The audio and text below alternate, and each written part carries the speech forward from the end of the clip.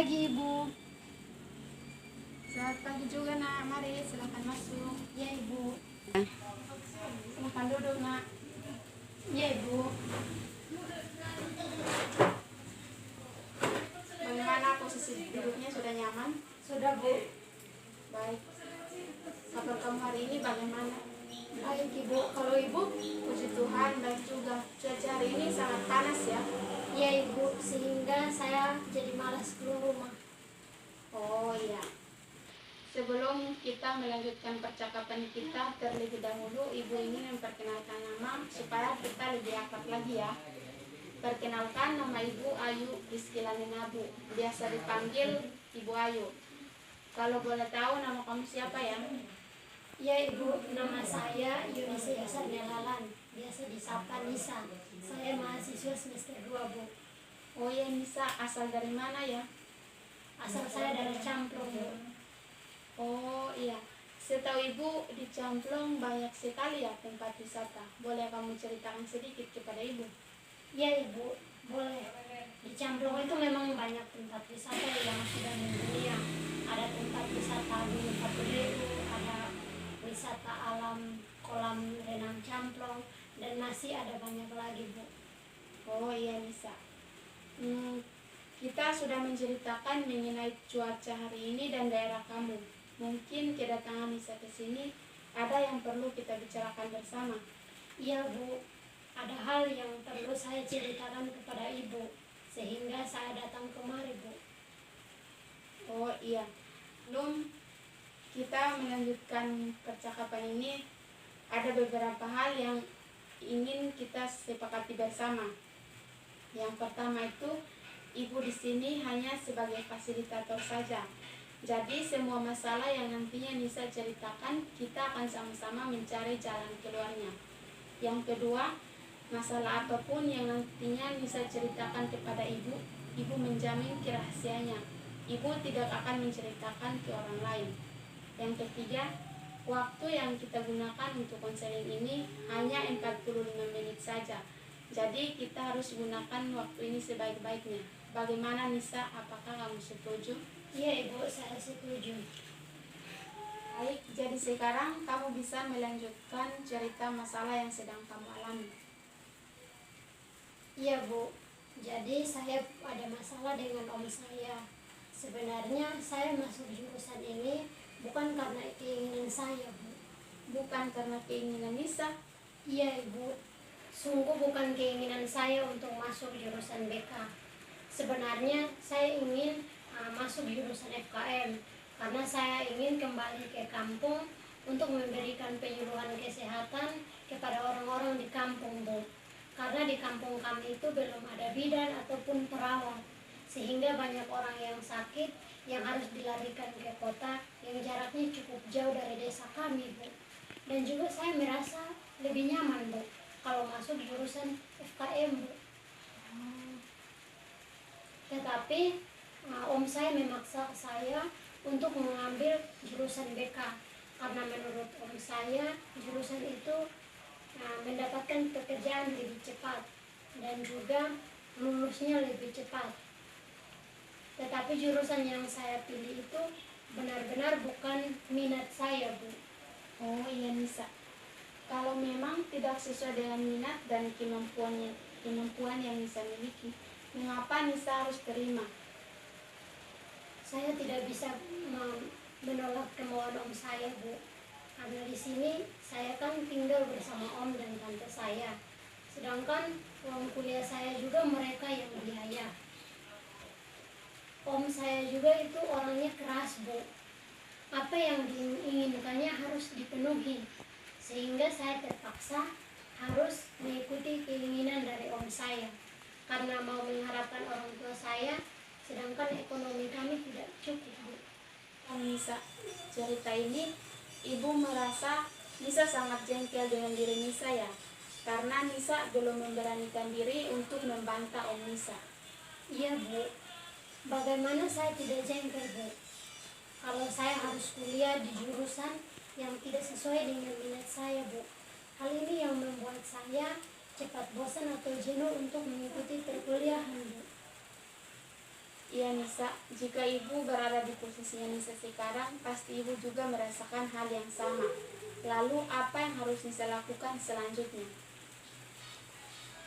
Saya ingin sekali mengatakan sebenarnya kepada tante saya, Bu, mengenai hal ini. Tetapi saya belum memiliki keberanian untuk mengatakan hal itu. Saya takut dapat berpengaruh pada kuliah saya, Bu. Jadi dapat ibu katakan bahwa kamu sebenarnya tidak mau menuruti kemauan om kamu, karena kamu ingin kuliah di jurusan yang sesuai dengan keinginan kamu. Tetapi kamu tidak berani untuk mengatakan kepada om kamu. Iya, benar sekali, Bu. Saya selalu menuruti semua keinginan om saya tanpa memperhatikan keinginan saya sendiri. Sedangkan yang akan menjalaninya kan saya sendiri, Bu. Baiklah.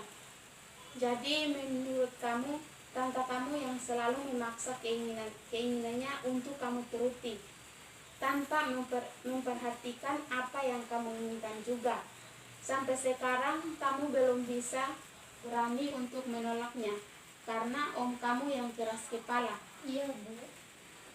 Kalau ibu boleh tahu, apakah selama ini Nisa pernah membantah keinginan om Nisa? Iya, Bu. Saya pernah membantah. Tetapi ibu saya melarang karena takutnya nanti om saya tidak kasih kuliah saya, Bu. Nah, hal inilah yang membuat saya untuk tidak membantah om saya, Bu. Oh iya Nisa, kalau kamu tetap saja seperti ini, kamu tidak akan bisa mandiri dan kamu tidak akan bisa mendapatkan kesempatan untuk melakukan apa yang kamu inginkan. Terus saya harus bagaimana, Bu? Jadi begini, kita akan melakukan permainan dialog.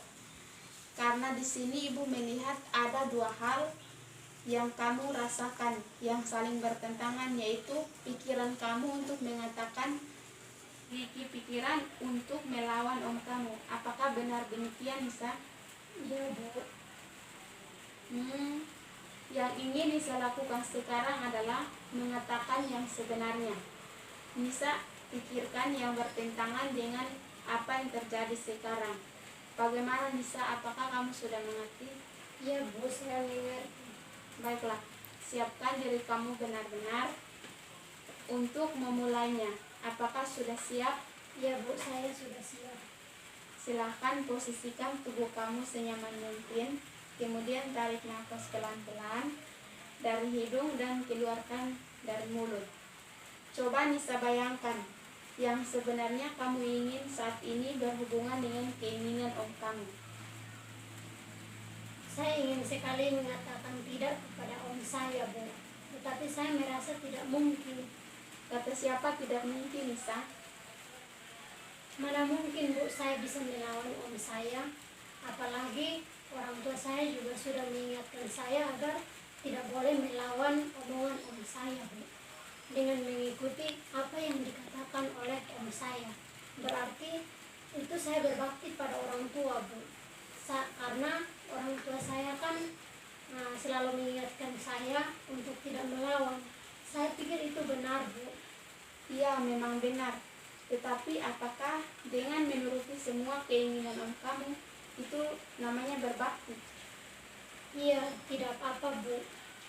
Kalau saya melawan saja untuk memberitahukan kepada om saya mengenai keinginan saya, Bu. Itu juga benar. Tetapi apakah dengan menuruti semua keinginan om kamu itu dikatakan berbakti? Iya. Itu juga benar. Seandainya dengan membantah keinginan om Nisa, mungkin om Nisa tidak akan membiayai kuliahnya Nisa, atau kuliah Nisa bermasalah. Bagaimana, Nisa? Kalau seandainya tidak biayai kuliah saya, kan saya bisa mengurus beasiswa, atau saya bisa usaha sendiri, mencari biaya kuliah sendiri. Masa saya harus terus-terusan mengikuti keinginan om saya? Dan juga jangan sampai om saya terus-terusan seperti ini. Kalau begini terus, bagaimana saya bisa berubah, Bu? Dulu, Nisa. Dari sini kita dapat tahu bahwa sebenarnya kamu percaya diri dan kamu bisa mengatakan yang sebenarnya kepada om kamu untuk melawan keinginan om kamu. Benar, Bu. Tapi saya tidak tahu bagaimana mengungkapkan ini semua, Bu. Baik, di sini kita akan mencoba melakukan teknik kursi kosong. Silahkan persiapkan diri kamu. Posisikan cara duduk kamu dengan senyaman mungkin. Tarik nafas pelan-pelan dan keluarkan secara perlahan. Bayangkan, di kursi kosong ini ada om dan bapak kamu yang akan kamu ceritakan masalah kamu kepada mereka. Baik, di sini kita akan melakukan teknik kursi kosong. Jadi, bisa lakukan posisikan diri kamu senyaman mungkin. Tarik nafas pelan-pelan, lalu buang. Bayangkan di kursi kosong ini ada om kamu dan bapak kamu yang akan kamu ceritakan masalah kamu kepada mereka. Om, bisa minta maaf sebelumnya. Sebenarnya, Nisa tidak mau menolak apa yang Om inginkan. Tapi Nisa juga tidak bisa memaksakan diri untuk tetap kuliah di jurusan BK. Nisa lebih senang kalau bisa kuliah di jurusan FKM karena Nisa sangat minati itu. Percuma saja bisa masuk di jurusan BK, tetapi saya tidak bisa minati jurusan tersebut. Saya hanya akan menghabiskan uang saja untuk biaya kuliah saya. Kalau begitu, coba Nisa bayangkan apa tanggapan dari om Nisa. Iya, tidak apa-apa. Kenapa kamu tidak mengatakan yang sebenarnya ketika Om mendaftarkan kamu di jurusan BK? Kamu lebih menyukai jurusan FKM. Jika itu benar-benar membuat kamu senang, kamu bisa pindah ke jurusan yang kamu minati tersebut. Om juga sadar, seharusnya Om tidak terlalu memaksakan keinginan Om kepada kamu, dan biarkan kamu menjalani sesuai dengan keinginan dan minat kamu sendiri. Oke, baik Nisa. Setelah kita melakukan teknik ini, apakah Nisa sudah akan bisa menyampaikan hal ini kepada om Nisa? Nanti saya akan coba sampaikan ketika sampai di rumah, Bu. Oh iya Nisa, setelah melakukan proses konseling ini, bagaimana dengan perasaan Nisa sekarang? Saya merasa lebih lega, Bu, dari sebelumnya. Saya nyaman dan tidak takut lagi, Bu. Saya juga memiliki keberanian untuk mengungkapkan kepada om saya. Syukurlah Nisa. Baik, dari pembicaraan kita tadi, Ibu dapat menyimpulkan bahwa dari permasalahan dengan om kamu mengenai ketakutan kamu untuk membicarakan yang sebenarnya kepada om kamu dan juga kedua orang tua kamu, kita sudah dapat jalan keluarnya dari masalah kamu, yaitu kamu harus bisa memberanikan diri untuk menyampaikan yang sebenarnya kepada om kamu. Iya, Bu.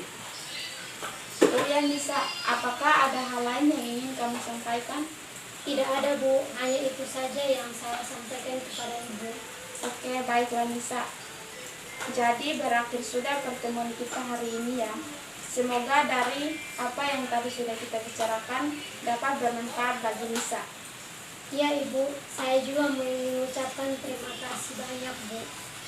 Sama-sama Nisa. Ibu juga berterima kasih kepada Nisa karena Nisa telah mempercayai Ibu untuk menceritakan masalah yang Nisa alami. Sama-sama, Ibu. Kalau begitu, saya pamit pulang dulu ya, Bu. Ya Nisa, mari saya antar.